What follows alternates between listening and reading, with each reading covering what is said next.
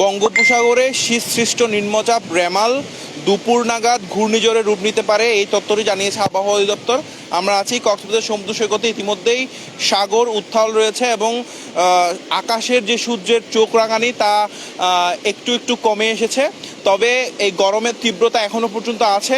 তবে আমরা সমুদ্র সৈকতের লাবণী পয়েন্টে আছি। এই লাবণী পয়েন্টে যেমনটি দেখতে পাচ্ছি যে এখনও পর্যন্ত পর্যটকেরা এই উত্তাল সমুদ্র স্নানে মেতে উঠেছে, তবে তাদের সরাতে ট্যুরিস্ট পুলিশ এবং লাইফগার্ড কর্মীরা কাজ করছেন। আমরা সতর্কতামূলক যে রেড ফ্ল্যাগ সেটিও টাঙিয়ে দেওয়া হয়েছে লাইফগার্ডের পক্ষ থেকে। তবে আমরা লাইফগার্ডের সাথে এবং পর্যটকদের সাথে কথা বলে যেমনটি জানতে পেরেছি যে তারা মূলত এই যে ঘূর্ণিঝড়, সেই ঘূর্ণিঝড় সম্পর্কে অবগত নয়, ঘূর্ণিঝড় যে আসছে সেই বিষয়ে অবগত নয়, যার কারণে তারা সমুদ্র স্নানে মেতে উঠেছে। আমরা একটু জানাতে চাই যে বঙ্গোপসাগরে সৃষ্ট নিম্নচাপটি আজ দুপুর নাগাদ ঘূর্ণিঝড়ে রূপ নিতে পারে এবং আগামীকাল দুপুর নাগাদ সেটি পটুয়াখালীর খেপুপাড়া এবং ভারত সীমান্ত দিয়ে এই ঘূর্ণিঝড়টি অতিক্রম করতে পারে। তবে আমি একটু জানিয়ে রাখি, আবহাওয়ার যে সর্বশেষ 6 নম্বর বুলেটিনে যেমনটি আমরা জেনেছি যে কক্সবাজার থেকে প্রায় 495 কিলোমিটার দূরত্বে এই ঘূর্ণিঝড়টি অবস্থান করছে এবং চট্টগ্রাম সমুদ্র বন্দর থেকে 565 কিলোমিটার দক্ষিণ পশ্চিমাংশে এই ঘূর্ণিঝড়টির অবস্থান এবং মংলা সমুদ্র বন্দর থেকে 440 কিলোমিটার দক্ষিণে এবং পায়রা সমুদ্র বন্দর থেকে 490 কিলোমিটার দক্ষিণে অবস্থান করছে ঘূর্ণিঝড় রেমাল। এটি আরও পূর্ব দিকে অগ্রসর হয়ে ঘনীভূত হতে পারে বলে জানিয়েছে আবহাওয়া অধিদপ্তর। আমরা যেমনটি জেনেছি ঘূর্ণিঝড়টির গভীর এই নিম্নচাপটির কেন্দ্রে 448 কিলোমিটার এর মধ্যে বাতাসের একটানা সর্বোচ্চ গতিবেগ 50 কিলোমিটার। আমরা এই ঘূর্ণিঝড় এবং এই নিম্নচাপের ফলে চট্টগ্রাম, কক্সবাজার, মোংলা ও পায়রা সমুদ্র বন্দরকে এখনও পর্যন্ত 1 নম্বর সতর্কতা সংকেত দেখিয়ে যেতে বলেছে আবহাওয়া অধিদপ্তর।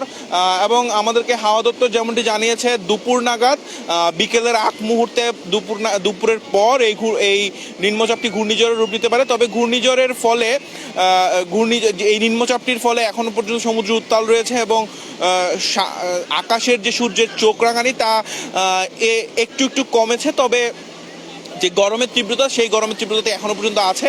তবে হাওয়া দপ্তরের যেমনটি ধারণা, এই ঘূর্ণিঝড়টি যখন সৃষ্টি হবে অর্থাৎ দুপুর নাগাদ, তখন যেই হাওয়া যেই তাপমাত্রা সেটির অনেকটা কমে আসতে পারে এবং গরমের যে তীব্রতা সেটিও কমে আসতে পারে। আমরা এই বিষয়টুকু জেনেছি। আমরা দেখতে পাচ্ছি সমুদ্র সৈকতের লাবণী পয়েন্টে এখনও পর্যন্ত যে পর্যটকরা সমুদ্র স্নানে মেতে উঠছেন এবং আমরা একটু যদি চোখ দেই তাহলে অনেক দূরে আমরা যেটি দেখতে পাচ্ছি সমুদ্র সৈকতের সুগন্ধা পয়েন্ট, সেখানেও অনেক পর্যটকের সমুদ্র স্নানে মেতে ওঠার দৃশ্য আমরা দেখতে পাচ্ছি। তবে তাদের সরাতে এই উত্তাল সমুদ্রে যে সমুদ্র স্নান করছে তাদের সরাতে যেই ট্যুরিস্ট পুলিশ এবং লাইফগার্ড কর্মীরা কাজ করছেন।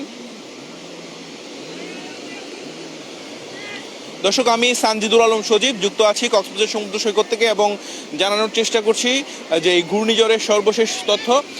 ইতিমধ্যেই আবহাওয়ার 6 নং বুলেটিনে যেমনটি জানিয়েছে সকাল 9টা পর্যন্ত চট্টগ্রাম সমুদ্র বন্দর থেকে 565 কিলোমিটার দক্ষিণ পশ্চিমাংশে, কক্সবাজার সমুদ্র বন্দর থেকে 495 কিলোমিটার দক্ষিণ পশ্চিমাংশে, মোংলা সমুদ্র বন্দর থেকে 540 কিলোমিটার দক্ষিণে এবং পায়রা সমুদ্র বন্দর থেকে 490 কিলোমিটার দক্ষিণে অবস্থান করছে ঘূর্ণিঝড় রেমাল অর্থাৎ গভীর নিম্নচাপ রেমাল। এই গভীর নিম্নচাপ রেমাল দুপুর নাগাদ ঘূর্ণিঝড়ে রূপ নিতে পারে এবং এই নিম্নচাপের ফলে যে সমুদ্রে অবস্থানরত মাছ ধরার ট্রলার এবং যেসব নৌযানগুলো আছে সেই নৌযানগুলোকে গতকালই তীরে ফিরে আসার নির্দেশ দিয়েছিল আবহাওয়া অধিদপ্তর এবং এই ঘূর্ণিঝড়ের ফলে এখন সমুদ্র অনেকটা উত্তাল রয়েছে। আমরা সেই দৃশ্যটুকু আপনাদের দেখানোর চেষ্টা করছি।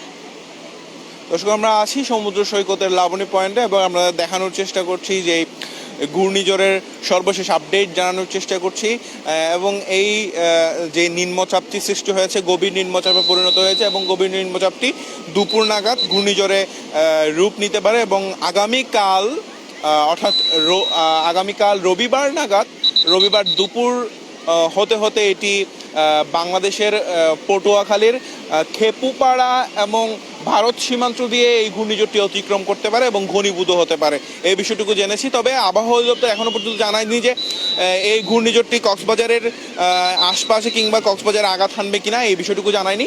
তবে তারা জানিয়েছে যে বাংলাদেশ ভারত সীমান্ত হয়ে এটি অতিক্রম করবে। তবে এই ঘূর্ণিঝড় এবং যে নিম্নচাপটি সৃষ্টি হয়েছে এই নিম্নচাপের ফলে সমুদ্র উত্তাল রয়েছে এবং এই উত্তাল ঢেউয়ের তরঙ্গের মধ্যেই সমুদ্রে স্নানে মেতে উঠেছে পর্যটকরা এবং তাদের সরাতে আমরা ইতিমধ্যেই দেখতে পাচ্ছি যে লাইফগার্ডের সদস্যরা তারা কাজ করছে।